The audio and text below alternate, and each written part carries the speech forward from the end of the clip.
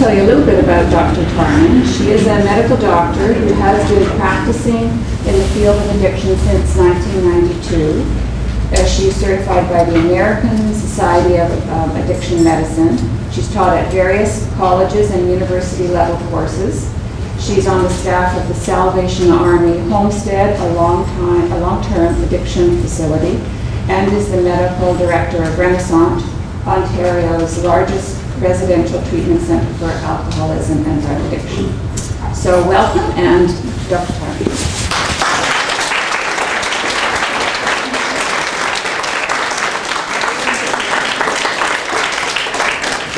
Thank you very much, Kathy. So welcome everybody to this workshop on food addiction. And as Kathy's already said, this is a good talk where I'm going to introduce the whole talk by one testimonial, and then I'm going to do the first part on addiction itself, food addiction, and then part two after break. I'll continue that, and then I'll end with the panel. And the idea is really to state the problem and then present the solution as it stands today, as what we have today. And really it's a call for, we need more services with this perspective in mind.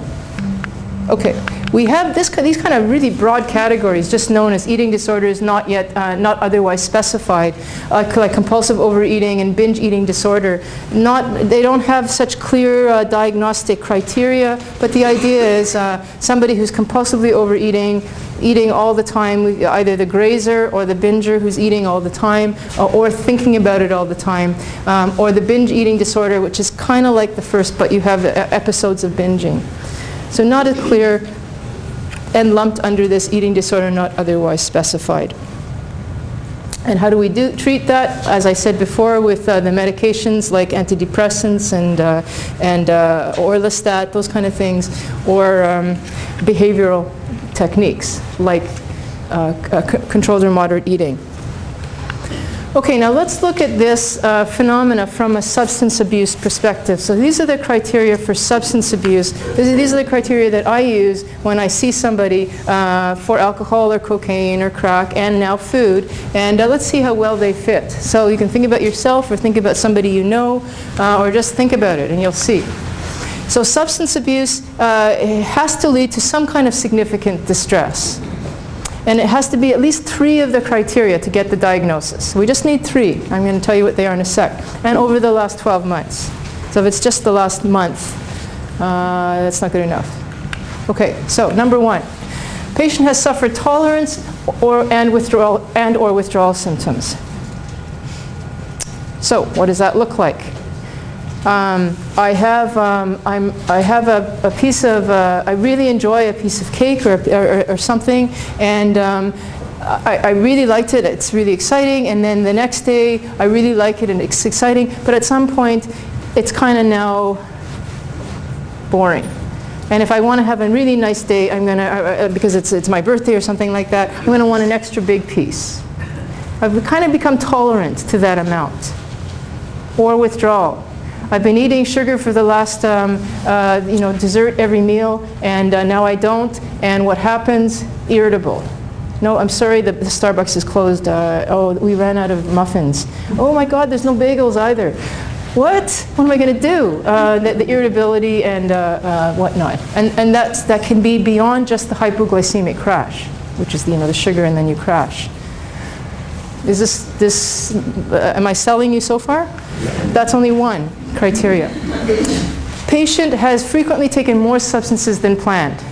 I'm just going to have 3 cookies. I'm just going to have a small bag of popcorn. I used to do this and then I would crush it down. And then I'd ask my friend, are you going to have the rest of your popcorn?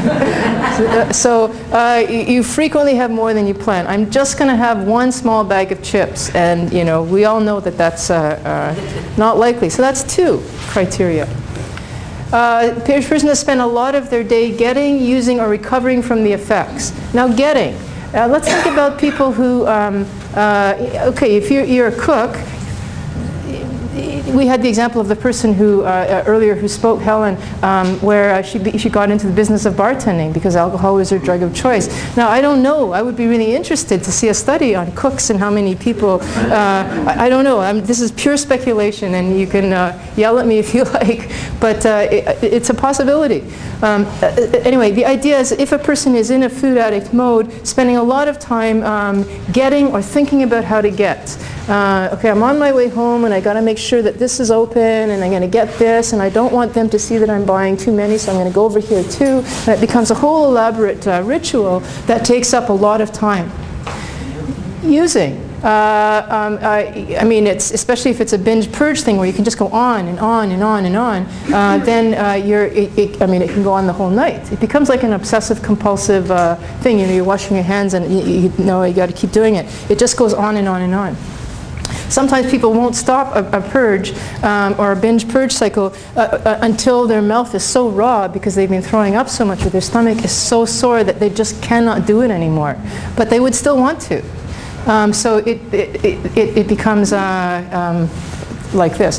Recovering from the effects. You've eaten so much that now you're sick, and that sickness usually lasts until the next day. And if it's a real sugar binge, you can be so sick that you literally have physical, back to number one, physical withdrawal symptoms of shakes. Shakes and body aches.